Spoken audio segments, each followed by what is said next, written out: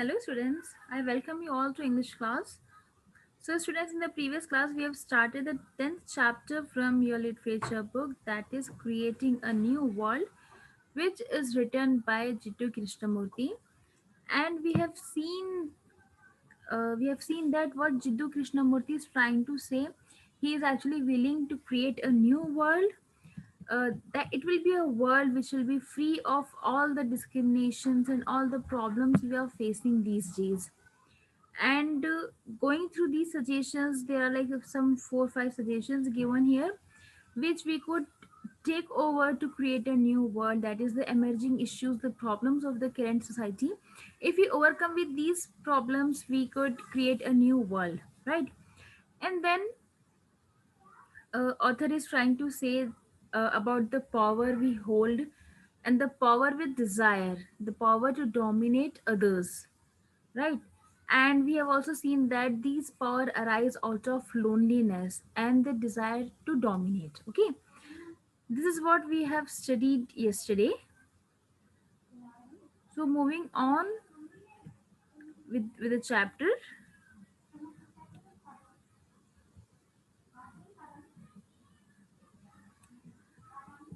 So from here we have to start today. Sometimes the man in power. Sometimes the man in power may justify his action and say that they were purely intended for the sake of his duty towards his country, but the fact remains that he is doing all that to control people with the authority he commands in the name of his country. So now further author is trying to say that कई बार ये होता है कि जो भी लोग action में होते हैं, जो भी लोग पावर में होते हैं, वो लोग इस तरीके के एक्शंस ले लेते हैं और फिर अपने आप को जस्टिफाई करने के लिए वो लोग बस ये कह देते हैं कि हमने जो भी किया हमारे कंट्री के लिए, हमारे देश के लिए किया। क्यों? क्योंकि उनके पास अथॉरिटी है, उनके पास पावर है। They are not liable to answer anyone, right? तो इस तरीके से जो बड़े लोग होते हैं, जो अथॉरिटी में पावर में होते हैं, वो लोग अपने एक्शंस का ब्लेम कंट्री के नाम पर डाल देते हैं। While you are at school, you must try to see if it is possible to live in this world without dominating people, without controlling people, and without shaping their minds. This is important to know and understand because each one of us is as important as a politician, the wielder of power, and each of us wants to grow in freedom so that we can be what we are. This will save us from being dictated by other persons of society who are trying to dominate us and shape our life as per their planning. So now further author is saying कि जब तक हम school में, you as a student, आप लोग school में हो,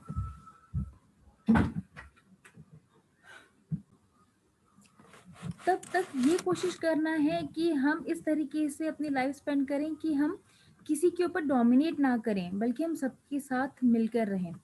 ठीक है ना? हम किसी का माइंड डाइवर्ट करने के लिए, to shape up their mind, हमें ये कोशिश नहीं करनी चाहिए। एंड हमारे लिए ये चीज़ समझना बहुत ज़्यादा इम्पॉर्टेंट है, चाहे वो कोई भी हो। ईच वन ऑफ अस, हर एक इंसान उतना ही इम्पॉर्टेंट है जितना कि कोई पॉलिटिशियन है, या वो लोग जो अथॉरिटी में है, या वो लोग जो कि पावर पावर मेकर्स होते हैं। ठीक है, हर कोई इक्वल है इस कंट्री में और हर किसी को अपना फ्रीडम चाहिए। कोई भी ये नहीं चाहेगा कि दूसरे पर्सन हम पर डोमिनेट करें। हर किसी को अपना फ्रीडम इम्पॉर्टेंट होता है। और अगर हम इस चीज़ को एक्सेप्ट कर लेते हैं, एग्री हो जाते हैं कि हर कोई इक्वल है और हर किसी को अपना फ्रीडम चाहिए, तब हम उस सोसाइटी से फ्री हो सकते हैं। वो सोसाइटी जहाँ पर डोमिनेशन चलता है, ठीक है, जहाँ पे लोग एक दूसरे को डोमिनेट करते हैं, उनका माइंड शेप अप करते हैं, उनकी प्लानिंग में इंटरफियर करते हैं। इन सारी चीज़ों को छोड़ के हमें सबको उनका फ्रीडम देना चाहिए और ये चीज़ ध्यान में रखनी चाहिए कि हर कोई इक्वली इम्पॉर्टेंट है।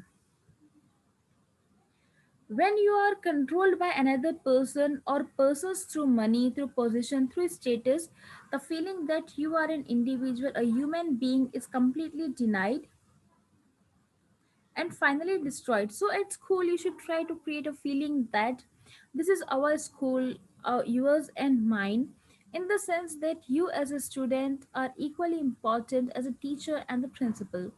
In fact, this feeling of awareness is completely missing everywhere in the world. The feeling that this is our world, yours and mine, not the Russians or the Americans or the English or the Africans.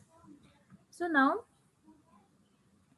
जब भी हमें ये चीज़ एहसास हो, ये चीज़ realise हो कि हमें कोई और पर्सन कंट्रोल कर रहा है, चाहे वो उनके थॉट्स से, उनके मनी से, उनके पोजीशन, उनके स्टेटस या किसी भी तरीके से कोई हमें कंट्रोल कर रहा है और हमें ये फीलिंग नहीं आ रही कि हम इंडिपेंडेंट नहीं हैं, हम फ्री नहीं हैं, ठीक है? जो हमारी ह्यूमन राइट्स है, वो राइट्स हमारी डिस्ट्रॉय हो रही है। दैट इज़ द टाइम जब हमें इन सारी चीज़ों से ओवरकम करना है, हमें डोमिनेशन ख़त्म करना है। जब तक आप यू एज ए स्टूडेंट आप लोग स्कूल में हो, तब तक आपके अंदर ये फीलिंग होनी चाहिए कि हमारा स्कूल है। आप कभी भी ये नहीं सोचोगे कि नहीं, हम तो स्टूडेंट है, स्कूल में कुछ भी हो हमें क्या फ़र्क पड़ रहा है। हर एक इंडिविजुअल को ये सोचना चाहिए कि नहीं, दिस इज़ आवर स्कूल। ये स्कूल स्टूडेंट्स का भी उतना ही है जितना कि टीचर्स का है, प्रिंसिपल का है, मैनेजमेंट का है। ठीक है? जितने लोग ए टू जेड, जितने लोग इन्वॉल्व हैं इस स्कूल में, चाहे वो प्यून्स हो, वर्कर्स हो, स्वीपर्स हो, स्टूडेंट्स, टीचर्स, प्रिंसिपल, हर किसी के लिए उतना ही स्कूल है। ठीक है? तो हर किसी को ये चीज़ सोचनी चाहिए कि स्कूल हमारा है, हम जो भी कर रहे हैं हमारे स्कूल के लिए कर रहे हैं। और तभी जो फीलिंग रहेगी अवेयरनेस की, ये फीलिंग से ही हमारे कंट्री में यूनिटी आएगी। लेकिन ये जो फीलिंग है अवेयरनेस की, ये आजकल मिसिंग है, ये देखा ही नहीं जाता है। हर कोई ये सोचता है कि अरे ये तो उसका है, हमें क्या, स्कूल स्कूल तो स्कूल वालों की है, हमें क्या, हम तो आगे पढ़ के जा रहे हैं। ये फीलिंग नहीं होनी चाहिए, बल्कि हमें मिलकर रहने की फीलिंग होनी चाहिए, जो कि आजकल मिसिंग है। हम कह रहे हैं, हम बोलेंगे कि we are citizens, we are human beings. हम ये नहीं कहें कि ये रशियन है, ये अमेरिकन है, ये हिंदू है, ये मुस्लिम है, बल्कि ये कहो कि we all are human beings. जब हम ऐसी सोच रखेंगे, जब हम यही चीज़ सबको बताएंगे, तभी हमारी कंट्री में यूनिटी आ सकती है और जो पावर है, जो डोमिनेशन वाली फीलिंग है, वो ख़त्म हो सकती है। ओके स्टूडेंट्स, स्टूडेंट्स के लिए जिड्डू कृष्णमूर्ति यही मैसेज देना चाह रहे हैं कि हमें मिलकर एक साथ रहना है, अवेयरनेस की फीलिंग के साथ रहना है। ये सोचना है कि जो स्कूल हैं तो वो स्कूल सभी के लिए बराबर है, जितना पेरेंट्स, जितना प्रिंसिपल का है, टीचर्स का है, उतना ही स्टूडेंट्स का भी है। Moving on now, the significance of living and the understanding of it are denied if we are seeking power in any form. The mother has power over the child and wants him to grow in a certain way. The father says this is what the child should be like and pushes him into a pattern. But education surely aims at freeing the mind to function without any desire for power.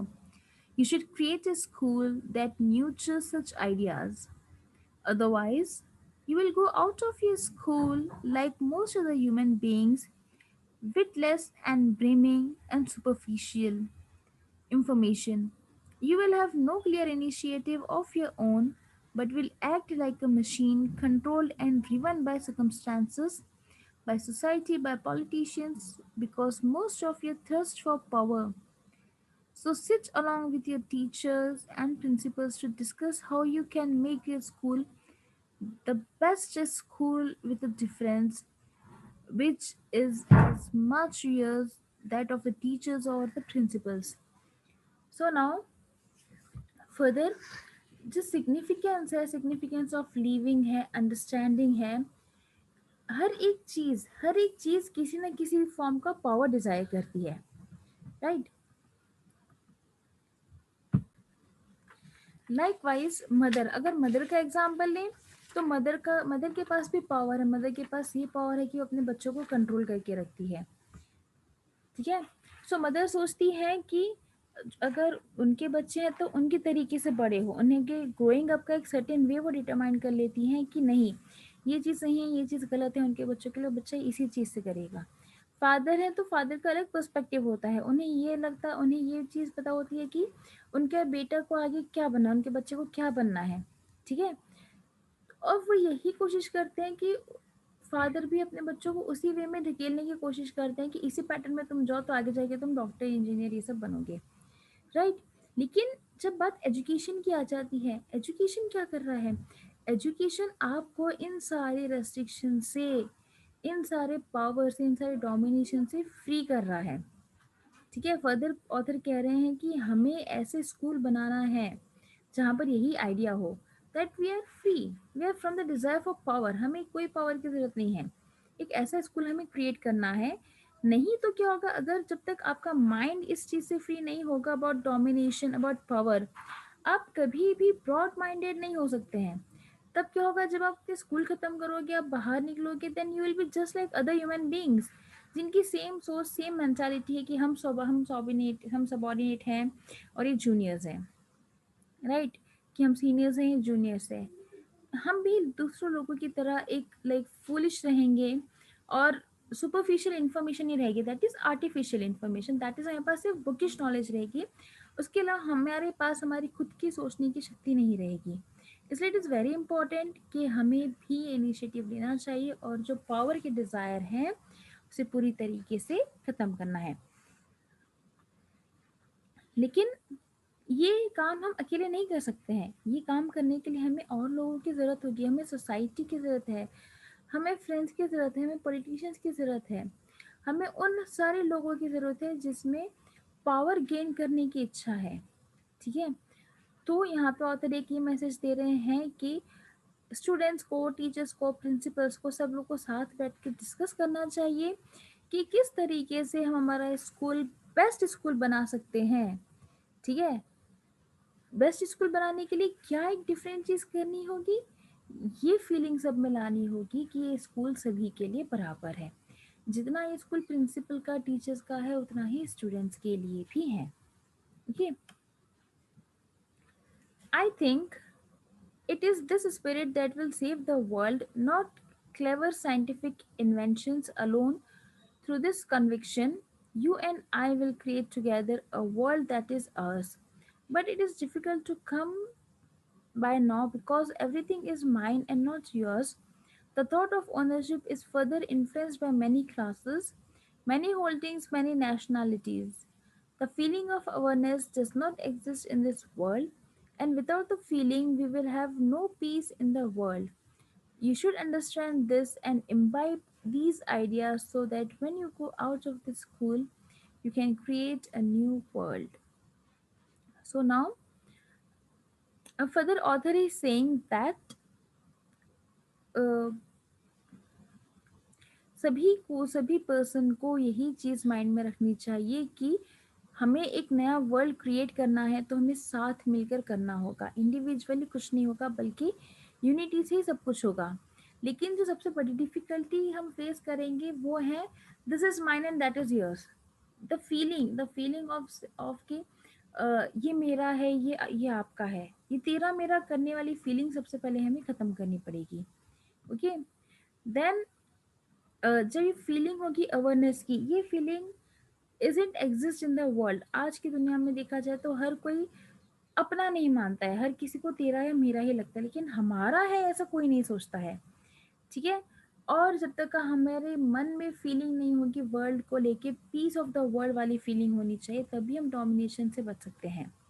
Okay, और it is very important कि जो सारे points Jiddu Krishnamurthy जी कह रहे हैं, ये सब हम लोग पढ़ें, इसे समझें, इसे अपने अंदर इम्बाइब कर लें, और तभी जब हम स्कूल के बाहर निकलेंगे, जब आप अपनी स्कूल लाइफ ख़त्म करके आप बाहर वर्ल्ड में जाओगे, नई दुनिया में जाओगे, कॉलेज में एंटर करोगे, then you will be capable of creating a new world.